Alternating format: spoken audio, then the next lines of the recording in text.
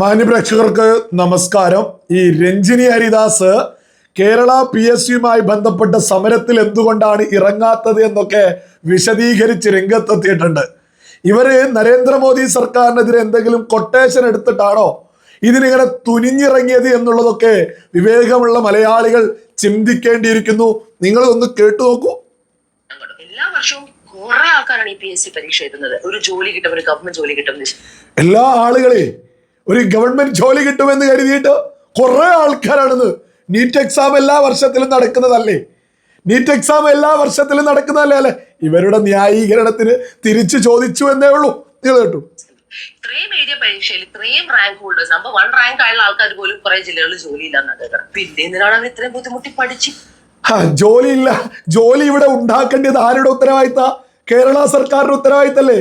അതൊന്നും ചെയ്യണ്ട. കേരളത്തിൽ ആര് ഭരിച്ചാലും, അതായത് ഇടത് ഭരിച്ചാലും വലത് ഭരിച്ചാലും ഒരു പ്രശ്നവുമില്ല. പിന്നെ വിദ്യാർത്ഥികള് എക്സാം എഴുതാതെ ഇരുന്നാ മതി എന്നാ പറയുന്നത്.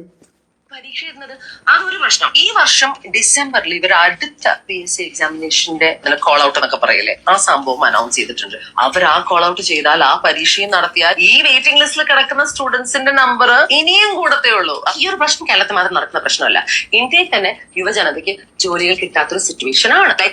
നിങ്ങൾ കേട്ടില്ലേ? അതായത് കേരളത്തിലെ PSC പ്രശ്നവും അഡ്രസ് ചെയ്യുന്നത് ഏത് തരത്തിലാ? ഇന്ത്യയിൽ മൊത്തം ഈ പ്രശ്നമുണ്ട്. ഇന്ത്യയിൽ മൊത്തം സമരാണോ ഈ പറയുന്നത് പോലെ? PSCക്കായി ബന്ധപ്പെട്ട ഇന്ത്യയിൽ മൊത്തം ജോലിയില്ല എന്നുള്ളത് അത് കേരളത്തിൽ ജീവിക്കുന്നത് കൊണ്ട് തോന്നുക. കേരളത്തിലാണ് ആളുകൾ, യുവാക്കൾ ഏറ്റവും കൂടുതൽ ഈ പറയുന്ന പ്രവാസിയൊക്കെയായിട്ട് ഓടിപ്പോകുന്നത്. ഗൾഫ് രാജ്യങ്ങളിലൊക്കെ കൂടുതലും ഇവിടെ നിന്ന്, കേരളത്തിൽ നിന്ന് പ്രവാസികളായിട്ട് പോകുന്നത് ഇഷ്ടപ്പെട്ടിട്ടല്ല, ഇവിടെ ജോലി ഇല്ലാഞ്ഞിട്ടാ. ഇവിടെ ജോലി ഇല്ലാതെയാക്കിയത് കേരളത്തിലെ ഇടതും വലതും കൂടിയാ. അതിനെതിരെ ഒന്നും പറയാതെ ഇന്ത്യ മൊത്തം പ്രശ്നമുണ്ട് എന്ന് ഇതെന്ത് കൊട്ടേഷൻ എടുത്തിട്ടാ ഈ രഞ്ജിനി ഹരിദാസ് ഒക്കെ രംഗത്ത് വരുന്നത്? ഇതൊരു സിംഗുലർ ആയിട്ടുള്ള സിറ്റുവേഷൻ അല്ല. സ്റ്റുഡൻസ് അവിടെ നീറ്റ് പരീക്ഷ പേപ്പർ ലീക്ക് ആയി എന്ന് പറഞ്ഞ ഫൈറ്റ് അല്ല ഇത്. അവര് പറയുന്ന നീറ്റ് എക്സാമിന്റെ ക്വസ്റ്റ്യൻ പേപ്പർ ചോർച്ചയായി ബന്ധപ്പെട്ട് ക്രമക്കേട് അതൊന്നും അല്ലോ അല്ലെ. ഇവിടെ വേറെ പ്രശ്നം. ഇവിടെ എന്ത് പ്രശ്നം? PSUമായി ബന്ധപ്പെട്ട് ഇവിടത്തെ മാധ്യമങ്ങൾ പറയുന്നത് തന്നെ ഞാനിവിടെ മുന്നോട്ട് വെക്കാം. നിങ്ങൾ ന്യായീകരിക്കുന്നുണ്ടോ? നീറ്റിന്റെ സമരം പോലെയല്ല ഇത്. ഇതിവിടെ വേറെ പ്രശ്നമാണ്. ആ പ്രശ്നം കേൾക്കാം. PSC വേണ്ടി ഫൈറ്റ് ചെയ്യുന്ന ഒരു സൊല്യൂഷൻ ഉണ്ട്, which makes sense. 1.30 ഒരു ടീച്ചറിന് 30 സ്റ്റുഡൻസ് എന്ന റേഷ്യോയിലാണ് ഇപ്പോൾ ഗവൺമെന്റ് സ്കൂൾസ് ഒക്കെ പ്രവർത്തിക്കുന്നത്. അത് 1.25 റേഷ്യോ ആക്കിയാൽ കുറച്ചുകൂടി ടീച്ചേഴ്സിന് ജോലി കിട്ടാനുള്ള സാധ്യത ഉണ്ടെന്നാണ് ഇവർ പറയുന്നത്. പക്ഷെ സ്റ്റുഡൻസേ ഇല്ലാത്ത സ്ഥലത്ത് എങ്ങനെയാണ് 1.3 1.25 വ്യത്യാസം കൊണ്ടുവരുന്നത്? നിങ്ങൾ കേട്ടില്ലേ? യജാതി ന്യായീകരണ. ഇതിപ്പോ എന്താണ് രഞ്ജിനി ഹരിദാസ് ഒക്കെ പെട്ടിരിക്കുന്നത്? ഈ PSC സമരത്തിന് ഐക്യദാർഢ്യം അറിയിച്ച് അവരുടെ അടുത്തേക്ക് പോയാൽ UDFനെയും LDFനെയും ഒരുപോലെ എതിർക്കുന്നതിന് സമമാവും. അപ്പൊ എന്ത് ചെയ്യണോ? അത് ന്യായീകരിക്കണം. എന്നിട്ട് വിളിച്ചു പറയാണ് നീറ്റ് എക്സാമിന്റെ ക്വസ്റ്റ്യൻ പേപ്പർ പോലെയല്ല ഇവിടെ നടക്കുന്നത്. ഇവിടെ നടക്കുന്നത് രഞ്ജിനി പറഞ്ഞ പ്രശ്നമുണ്ട്, അതേപോലെ തന്നെ രഞ്ജിനി ഇല്ല എന്ന് പറയുന്ന ആ ക്രമക്കേട് പ്രശ്നമുണ്ട്. ഇവിടെ ഇടത് ഭരിക്കുന്ന സമയത്ത് ഇടത് സംഘടനാ നേതാക്കന്മാരെ കുത്തിക്കയറ്റിയിട്ടുണ്ട്. ഇത് ഞാൻ എന്തെങ്കിലും പറയല്ല, കേരളത്തിലെ ക്രൈംബ്രാഞ്ച് തന്നെ കൃത്യമായിട്ട് പറയുന്നുണ്ട്. നിങ്ങളതൊന്ന് കേട്ടു നോക്കൂ. നിയമന ക്രമക്കേട് അന്വേഷണത്തിൽ PSCയിലെ ഉന്നത ഉദ്യോഗസ്ഥരെ പ്രതി ചേർക്കാനുള്ള അപേക്ഷ അന്വേഷണ സംഘം സർക്കാരിന് നൽകി. പരാതിക്കാരൻ ഉന്നയിച്ച വിഷയങ്ങളിൽ കഴമ്പുണ്ടെന്നാണ് അന്വേഷണ സംഘത്തിന്റെ പ്രാഥമിക കണ്ടെത്തൽ. നിയമനം ക്രമക്കേടിൽ അന്വേഷണം പുരോഗമിക്കവേ അധ്യാപക ഡ്രൈവർ റാങ്ക് പട്ടികയിൽ ഉൾപ്പെട്ടവർ സെക്രട്ടേറിയറ്റിന് മുന്നിൽ സമരം തുടങ്ങിയിരിക്കുകയാണ്. Lower primary school teachers rank പട്ടികയിൽ ഉൾപ്പെട്ട ഉദ്യോഗാർത്ഥി നിരാഹാര സത്യഗ്രഹം തുടങ്ങി. ആസൂത്രണ ബോർഡിലേക്കുള്ള കേരള PSC പരീക്ഷയുടെ നിയമന ക്രമക്കേടിൽ ഇപ്പോൾ എന്തായാലും അന്വേഷണത്തിൽ ഏറ്റവും പ്രധാനപ്പെട്ട ഒരു നീക്കവുമായി അന്വേഷണ സംഘം മുന്നിലേക്ക് വരികയാണ്. കഴിഞ്ഞ ദിവസമാണ് ഈ PSCയിലെ ഉന്നത ഉദ്യോഗസ്ഥരെ പ്രതി ചേർക്കാനുള്ള ഒരു അപേക്ഷ സർക്കാർ നൽകിയിട്ടുള്ളത്.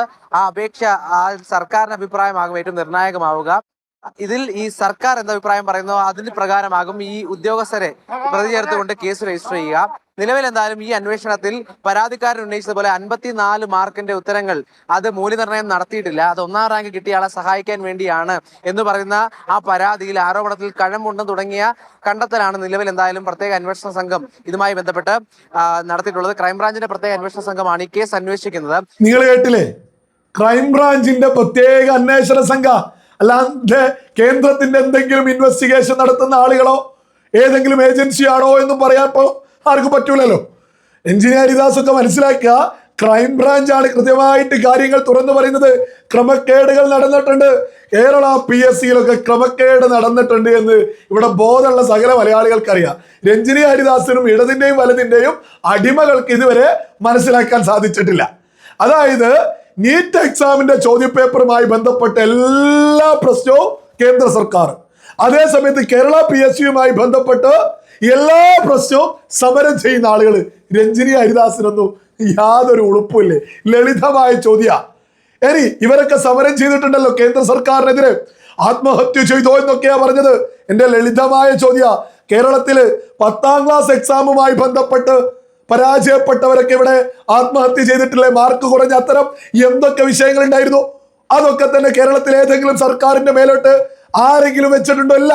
അതേ സമയത്ത് നീറ്റ് എക്സാമുമായി ബന്ധപ്പെട്ട് ആളുകള് ആത്മഹത്യ ചെയ്തു എന്ന് പറഞ്ഞ് എന്തൊക്കെയാണ്? ആർക്കെങ്കിലും രാജ്യം ഭരിക്കുന്നവർക്ക് അവർക്ക് എന്തെങ്കിലും റോളുണ്ടോ? അവരെത്ര സുന്ദരമായിട്ടാണ് വീണ്ടും എക്സാം നടത്തി റിസൾട്ട് വരെ ഒരു വർഷം പോലും വിദ്യാർത്ഥികൾക്ക് ഒഴിവാവാതിരിക്കാൻ എന്തൊക്കെ രീതിയിൽ അവർ കാര്യങ്ങൾ ചെയ്ത് മുന്നോട്ട് പോയി. എന്നിട്ടും സകലതും കേന്ദ്ര സർക്കാരിന്റെ മേലോട്ട് കുത്തിവെച്ച് സമരം ചെയ്ത രഞ്ജിനിയൊക്കെ ഇവിടെ വിളിച്ചു പറയാണ്, ഇനി ആരും എക്സാം ഒന്നും എഴുതണ്ട, ഇവിടെ അതിനൊന്നും ഒരു വകുപ്പില്ല. ഇത് ഇന്ത്യയിൽ മൊത്തമൊന്നുമില്ല, തൊട്ടടുത്ത തമിഴ്നാട്, കർണാടക ഒന്ന് പോയി നോക്കണം.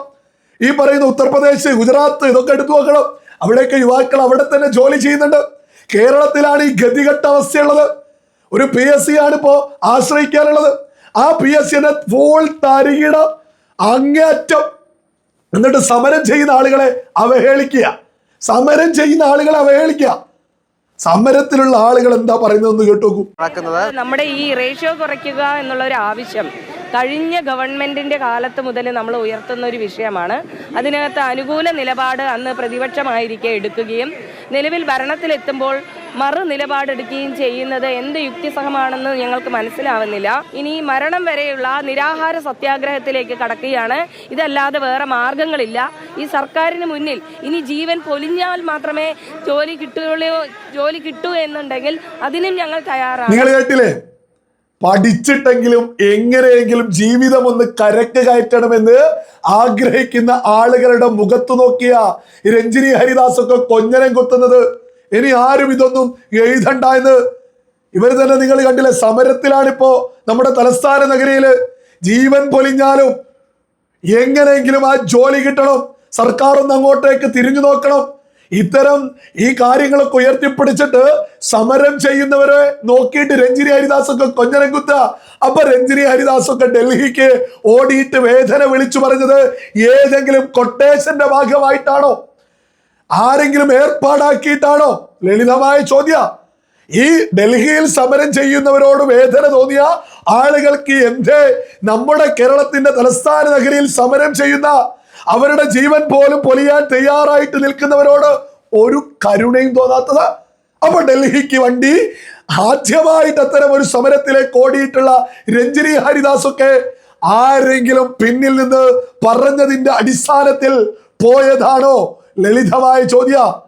ഏതായാലും രഞ്ജിനി ഹരിദാസിന്റെ ഒക്കെ ഒരു നോളജ് എത്രത്തോളം ഉണ്ട് എന്നുള്ളതും സകല ആളുകളും തിരിച്ചറിഞ്ഞില്ലേ? PSCയിൽ ക്രമക്കേട് നടത്തിയിട്ടുണ്ടെങ്കിൽ അത് കേരളം ഭരിച്ചവരുടെ 2 കൂട്ടവരുടെയും ഉത്തരവാദിത്തമാണ് എന്നുള്ളതിൽ ഒരു തർക്കവും ആർക്കും തന്നെ വേണ്ട. ഇവിടെ യുവാക്കൾക്ക് ജോലിയില്ലാത്ത ഗതികെട്ട അവസ്ഥയിലേക്ക് കേരളത്തിലെ യുവാക്കളെ എത്തിച്ചിട്ടുള്ളത് കേരളം ഉണ്ടായത് മുതൽ ഭരിച്ചിട്ടുള്ള ഇടതും വലതും കൂടിയാണ് എന്നുള്ളതും സകല ആളുകളും തിരിച്ചറിയുക.